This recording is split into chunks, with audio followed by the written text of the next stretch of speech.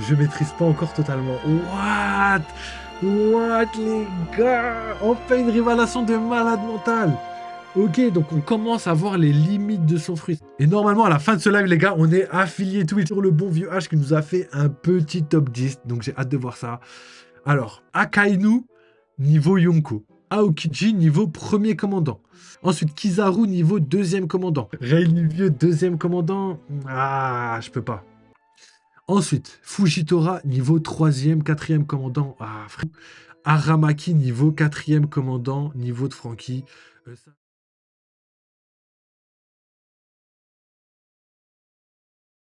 Légendaire. Je refuse de croire que Shanks n'a que un poneglyph. Mais même moi, j'ai pas envie de croire ça. Mais gros, quand tu vas voir Kid et qui dit un truc du genre, ouais, il serait peut-être temps que moi aussi j'aille chercher le One Piece. Il serait peut-être temps que je récupère vos poneglyphes. Moi, je suis un peu déçu. Je suis un peu déçu. Je suis même grandement déçu. Donc, à voir. Mais ça, c'est pas d'aujourd'hui en plus. Hein. Vraiment, ça fait vraiment 100 ans que je suis déçu de savoir que Shanks n'a pas de poneglyph. Shanks, qu'est-ce que tu fais? Ouais, frérot, on pensait que t'étais le roi des mers. Mais pas encore. Je pense qu'il va les récupérer en balle, tu vas voir. Il va trouver une pirouette, bam bam, où il a les contacts. Ça va aller vite, ça va aller vite. Donc ici, on a qui? On a donc Saturne qui prend la patate. Bonnie qui pleure mais qui est contente au fond d'elle. Kuma qui est en PLS mais en même temps il a plus de conscience donc il bouge pas. Et Vegapunk est vraiment en PLS parce que lui il a un trou dans le ventre qui peut lui être fatal. Donc on va voir. Donc ici on a donc Luffy qui envoie une monster patate, donc le fameux no down, qui balance Vegapunk très très loin. Pas Vegapunk pardon mais vous avez capté. Saturne très très loin et là on voit donc tout le monde discuter avec Vegapunk. Alors, va falloir utiliser tes jambes si tu veux t'enfuir, Bonnie. Tant qu'on est sur l'île, tu devras pouvoir utiliser la fonction survol des bottes. Allons-y, Vegapunk. Continuez sans moi. Bonnie, je suis docteur depuis suffisamment longtemps pour savoir que si je bouge maintenant, je mourrai. Et oui, effectivement. Tu vas mourir de toute façon, c'est fini. Non, mais lui, c'est vraiment un enfoiré. Hein. C'est vraiment un enfoiré. Hein. En plus, Saturne, il est plus là. Il aurait pu prendre son temps pour arriver, mais aïe aïe aïe, lui, il y a trop de mystères autour de lui. D'ailleurs, il y a l'invalidation du fait que Caribou aurait nourri, comment il s'appelle, Luffy, parce qu'au final, Caribou, son but, c'était pas de sauver Luffy, c'était de rejoindre Barbe Noire. Donc là, en fait, il avait aucune nécessité de nourrir Luffy. Avant, quand il le faisait, c'était parce qu'il avait besoin de quelque chose. Après, il savait pas que Barbe Noire était là, donc peut-être il a nourri Luffy, il s'est dit, ouais, peut-être il va m'aider à s'enfuir. Et au final, non. Donc, je sais pas. En tout cas, j'ai l'impression que ça s'invalide, mais on verra plus tard. Donc voilà la fameuse image légendaire dont tout le monde parle. Kizaru qui tire sur Bonnie et sur Vegapunk et qu'on voit Sanji arriver pour dévier l'attaque de lumière. Là, franchement, là, j'ai bien kiffé. Franchement, j'ai bien kiffé.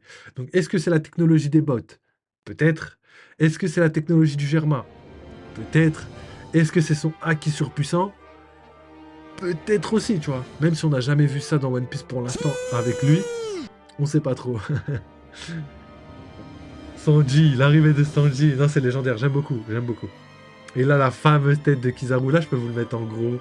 Les gars, cette tête, elle va être légendaire et elle va être utilisée énormément de fois. Je suis même un peu déçu qu'on n'ait pas toute la tête, tu vois. J'avoue qu'il a fait une tête en mode, wesh, comment il a fait ça? Comment, c'était un, wesh, comment ça pue ça? C'était un putain de laser, on peut dire ça, frère? Oui, la tête à Frankie, elle m'éclate. Par contre, c'est pas la tête à Ener. La tête à Ener, ils abusent. Les Spies, ils ont abusé. Ils ont dit la tête à Ener. Je m'attendais vraiment à une tête détaillée de Frankie. Comme Ener, tu vois, en gros plan et tout. Et là, en vrai, la tête ressemble, mais c'est plus une tête de mec choqué, tu vois. Alors, la lumière ne fait pas le poids face à l'amour. Il va falloir détruire les livres de physique et tout recommencer de zéro si c'est vrai. Donc voilà d'où vient la phrase, le chapitre défie les lois de la physique. Ok, en tout cas, superbe page. J'ai bien kiffé. On continue, les gars. On y va, direction le port nord-est. Et bien, me voilà dans le pétrin. Mais là, c'est bizarre, ouais. Je regardais sa réaction à Kizaru. Là, tout ce qu'il dit, c'est ah, me voilà dans le pétrin. Dommage. Je peux rien faire. Tu vois ce que je veux dire? C'est bizarre. On dirait qu'il s'est voulu un peu. Wesh. Gapadel est fait, hein. Shanks que du flex pendant 20 ans, alors qu'au final, il a rien foutu. Wesh, il a abusé de ouf. Après, il est devenu empereur quand même, mais frère. Gros, quand même. T'abuses, frérot. On vous avait dit quoi?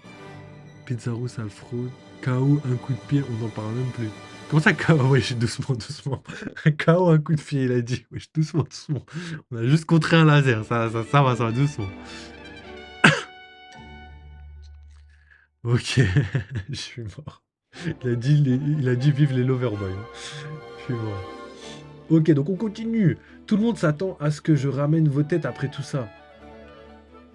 Commence à rédiger une lettre d'excuse alors. Et le fille qui fait que rire, je suis mort. Donc là, des au loin, je reconnais cette patte de Devon. Eh bien, c'est pas tous les jours qu'on voit l'un des 5 doyens par terre. Ouais, j'avoue. Alors dis-moi, quel genre de délicieux pouvoir tu possèdes? Comment ça, délicieux pouvoir? On dirait qu'elle peut en avoir plusieurs quand elle dit ça, c'est bizarre.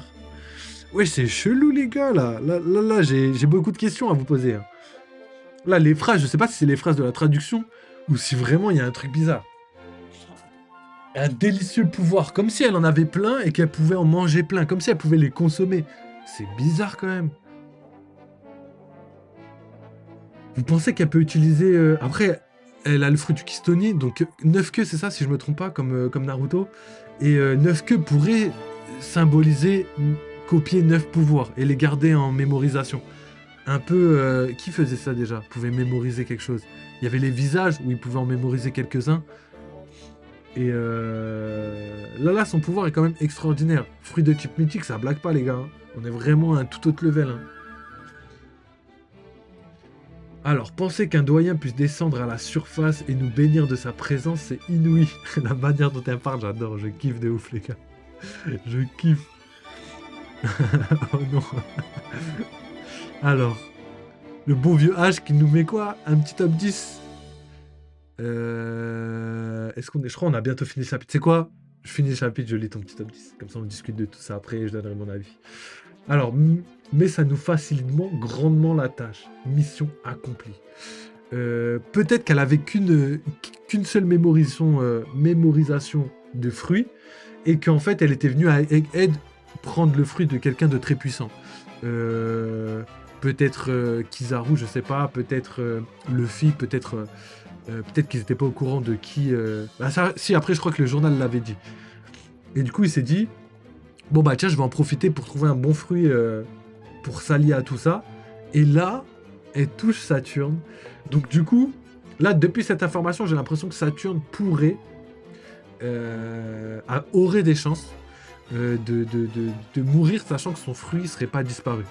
Même si c'est pas du tout la théorie que je veux privilégier pour l'instant, c'est quelque chose qu'il faut garder en tête parce que quand on voit Katarina Devon prendre le fruit, ça veut dire que le fruit, on va avoir des informations par rapport à son fruit, mais que c'est Katarina Devon peut-être dans le futur qui va l'utiliser, et peut-être le développer au max, etc. Peut-être l'allier avec d'autres fruits, etc. etc. Donc à voir les gars, à voir. En vrai, en tout cas j'aime bien. En tout cas j'aime bien comment les choses prennent forme. Par contre, pour moi Saturne ne meurt pas. On verra bien.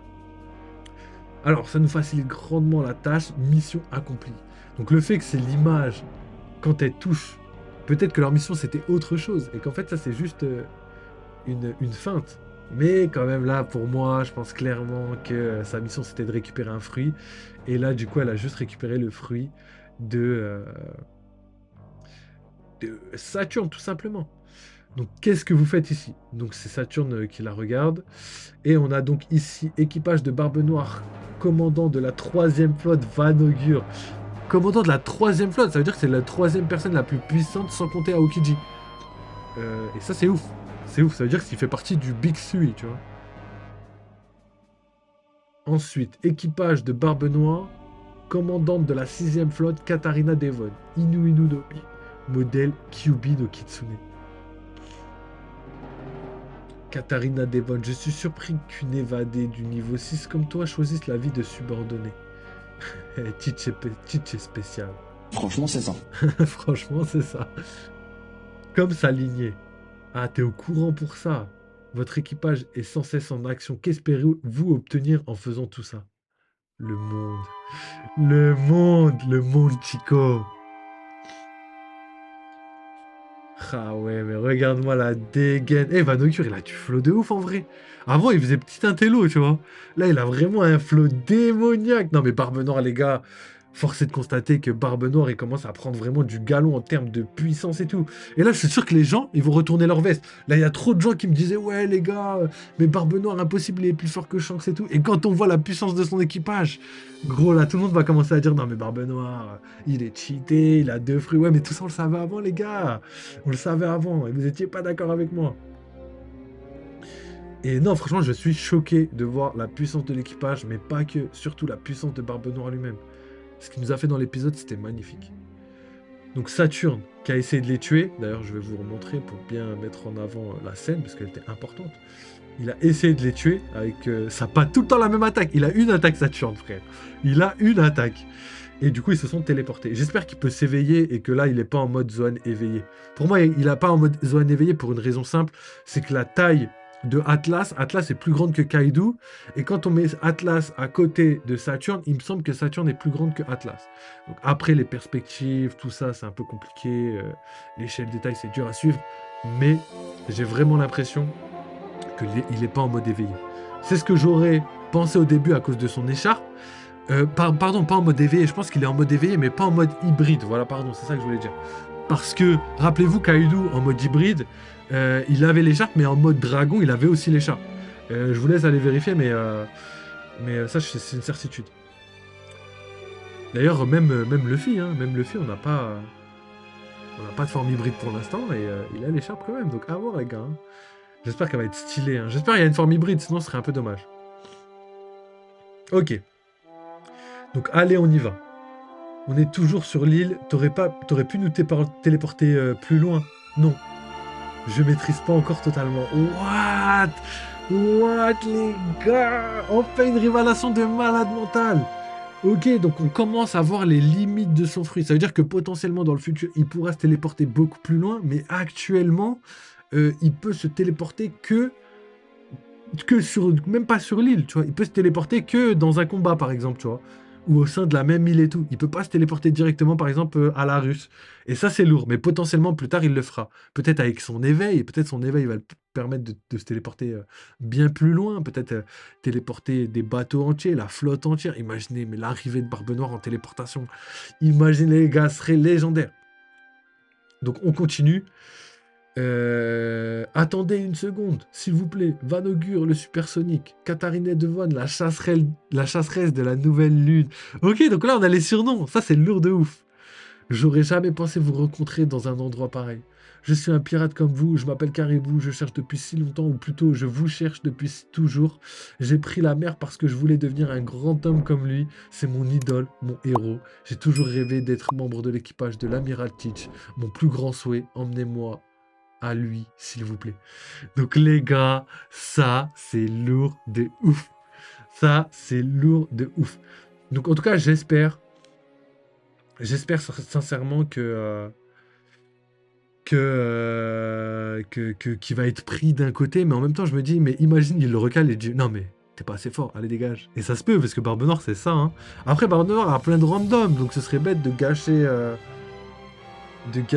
un homme comme ça, tu vois. Et en plus, ce qui est bien avec le parallèle avec Bartholoméo et Caribou, c'est que les deux font partie de la même génération, tu vois. Et ça, c'est trop lourd, c'est trop bien fait, j'adore. Là, tout est similaire. Vraiment, pour moi, Luffy, c'est le protagoniste principal de l'histoire. Et là, il y a encore une chose qui me confirme que Barbe Noire, c'est l'antagoniste principal de One Piece. Donc que ce soit Imu, que ce soit le retour de Xebec, pour moi ce sera pas aussi important que le combat Luffy-Barbe Noire. C'est vraiment, comme je vous l'ai dit, le yin et le yang.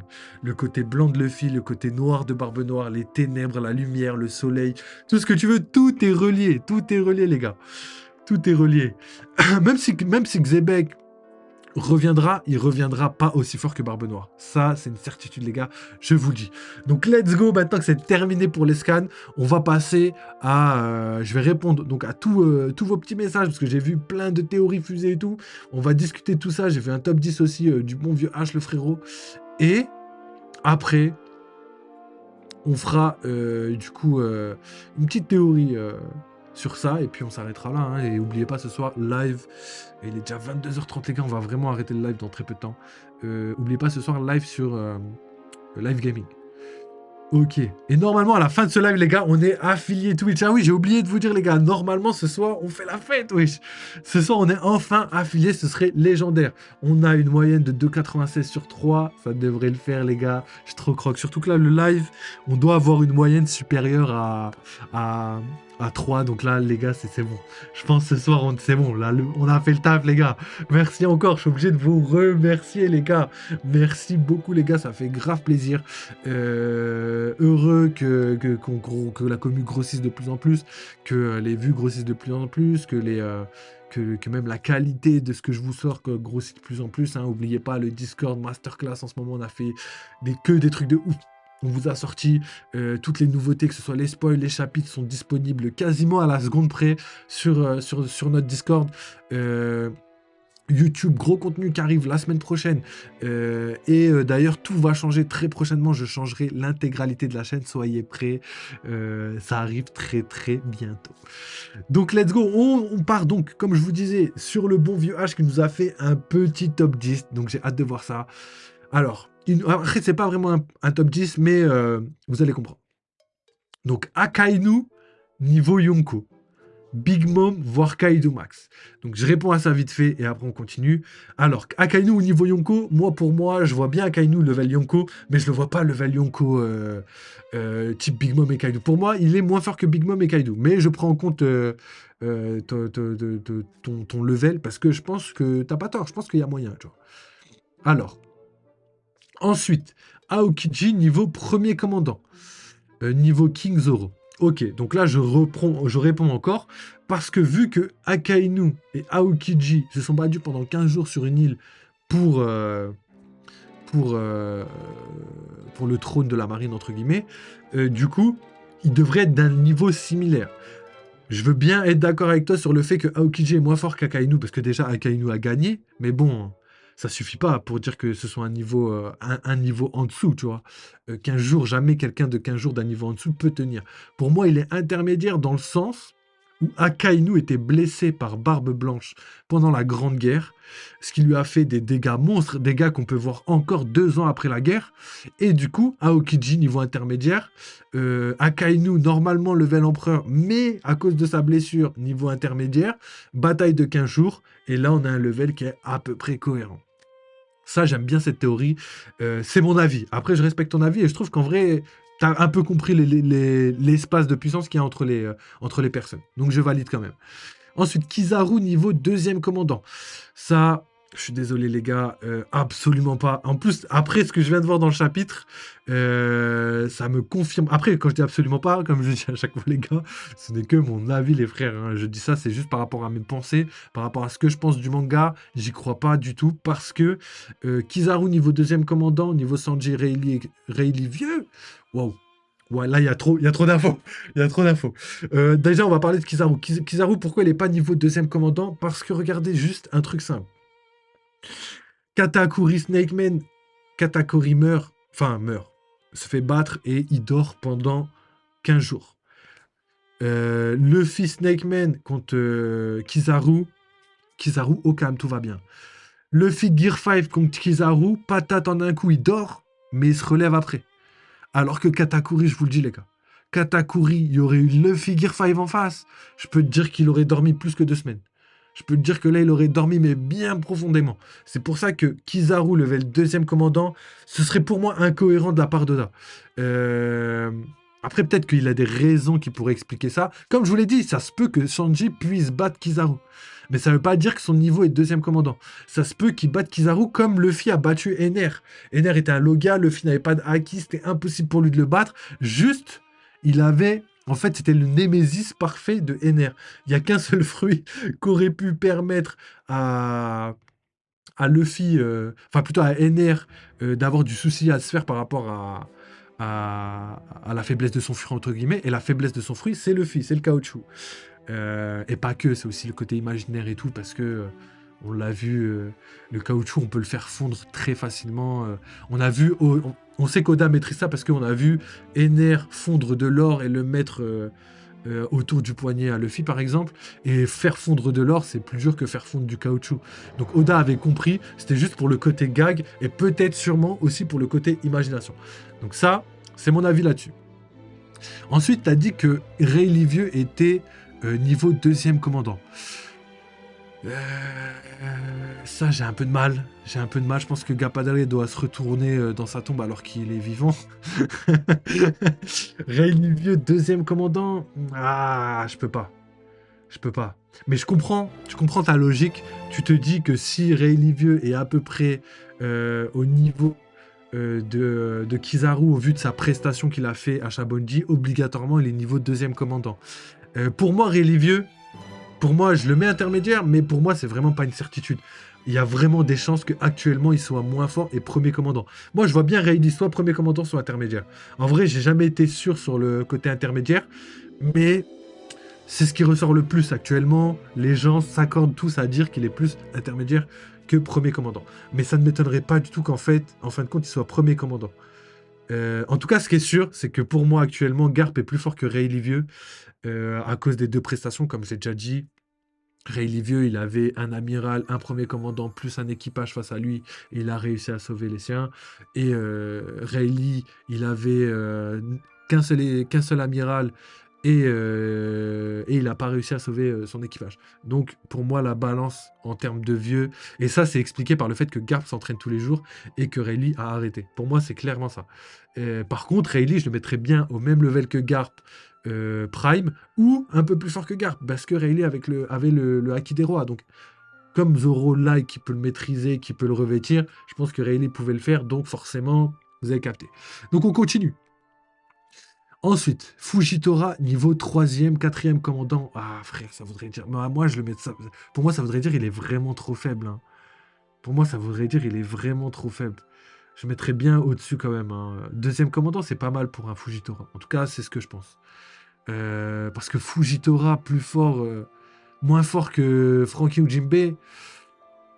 Ah les gars, déjà je suis même pas sûr de savoir que Jinbei est le troisième d'équipage. C'est le troisième actuel, mais pour moi c'est pas forcément le troisième d'équipage.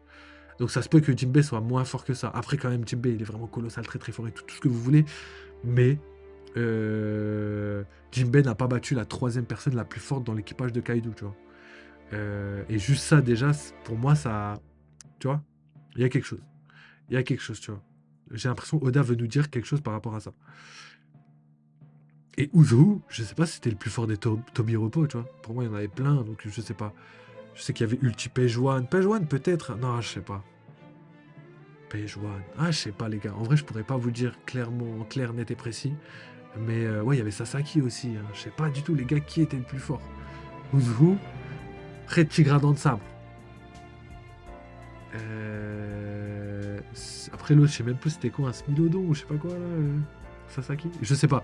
En vrai, là, pour moi, Fujitora, je le mettrais quand même plus fort parce que fruit de la gravité, le fait qu'il soit aveugle, qu'il utilise son haki de perception en permanence, pour moi, ça, juste ça me montre que c'est quelqu'un de très fort. C'est quelqu'un de très fort en haki de perception, je pense qu'il est encore plus fort qu'en dégâts réels, tu vois. Et que justement, la gravité, le fait qu'il fasse de gros dégâts grâce à sa gravité, on lui a donné ce fruit parce qu'il allait parfaitement avec son manque de puissance en termes d'attaque, tu vois. En tout cas, c'est ce que je pense. En tout cas, juste pour rajouter un dernier truc à Fujitora, rappelez-vous un truc, c'est que quand on était à Dressrosa et qu'on n'avait pas les informations de Dressrosa, on avait peur que Luffy soit pas assez fort pour battre Fujitora. parce que c'était l'impression que ça nous donnait. Et là aujourd'hui, vu que Luffy a battu Kaido, on a vraiment l'impression que tout l'équipage est ultra fort. Mais non, Luffy est ultra fort, ça c'est vrai. Les autres, je pense que comme on l'a vu avec Zoro, c'est un peu compliqué. D'ailleurs, je termine avec ça. Zoro Lucci, pour moi, Lucci, il n'est pas plus fort que Fujitora. Pardon, pas Fujitora, que Kizaru. Et pourtant, Kizaru, il se bat contre Sanji et Zoro contre Lucci. Donc, est-ce que Sanji est la némésis de Kizaru? Peut-être, peut-être pas, je sais pas. Je sais pas, les gars. À voir.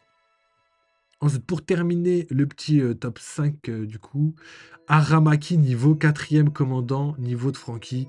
Ça, je pense pas du tout, frérot, pour une raison simple. C'est parce que Yamato, elle s'est battue contre Aramaki avec Momonosuke et toute la clique des fourreaux rouges.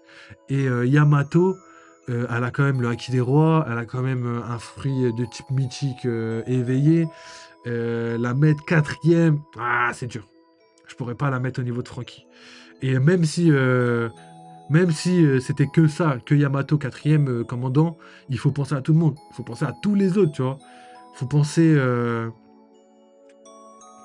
faut penser à, tu vois, tous les fourreaux rouges, à Momonosuke et tout. Ils se sont tous alliés contre Aramaki, tu vois. Et en plus, Aramaki a quand même battu, malgré qu'il soit blessé, King et Queen. Un 4e commandant, il fait pas ça, même blessé, hein.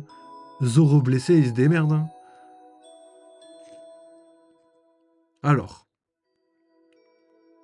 je pense que c'est fini. Voilà mon avis à peu près. Et si tu veux savoir où je mets Aramaki, Aramaki, je le mets quand même plus fort que Fujitora.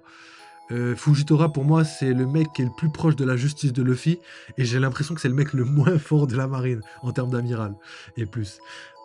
Donc je pense que c'est bien fait par rapport à ça. Comme ça, quand Fujitora va trahir, entre guillemets, les siens, ça fera pas une grosse perte pour la marine. Je le vois comme ça. Je pense que Oda a pu penser comme ça. Ok, donc voilà. Je vois Capadel qui a dit Akainu, Yonkou, je me suis étouffé. Alors. Capadel, il est coincé en ce moment-là. Là, il est obligé d'être bienveillant et tant mieux, c'est bien.